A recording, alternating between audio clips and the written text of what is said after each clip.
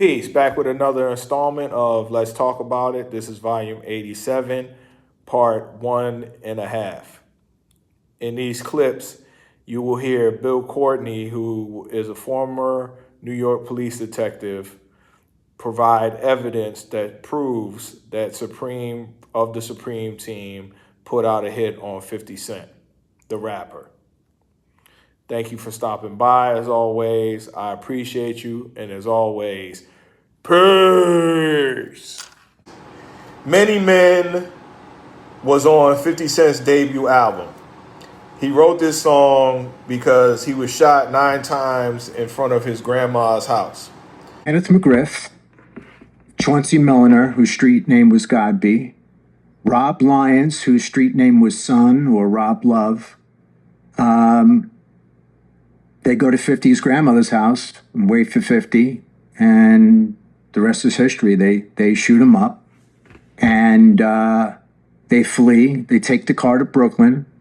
They give the car to an associate of the Supreme team.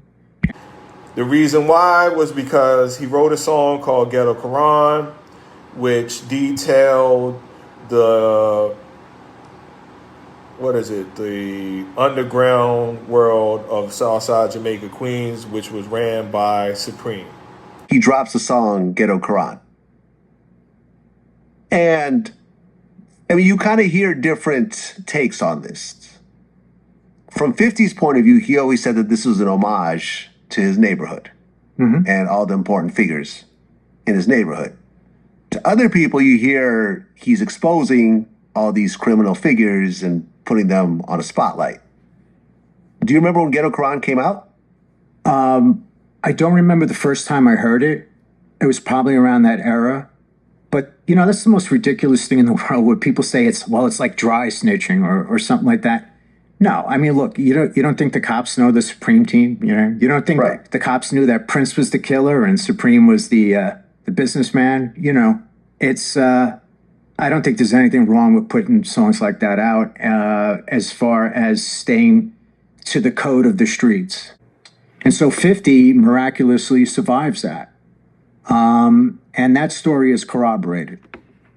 So, number one, there was always these rumors that Supreme was actually 50's real father and stuff like that. No truth in that?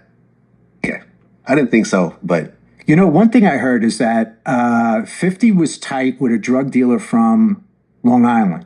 And I forget the guy's name, and it always bothered McGriff.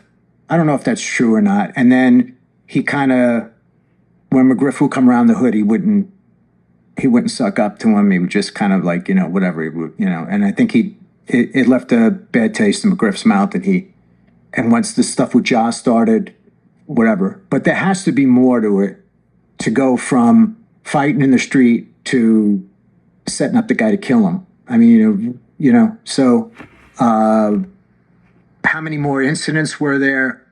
Did McGriff tell him to knock it off and he told him to go fuck himself? I don't know. But to murder a guy, to try to murder a guy over stuff like that is just insane, stupid.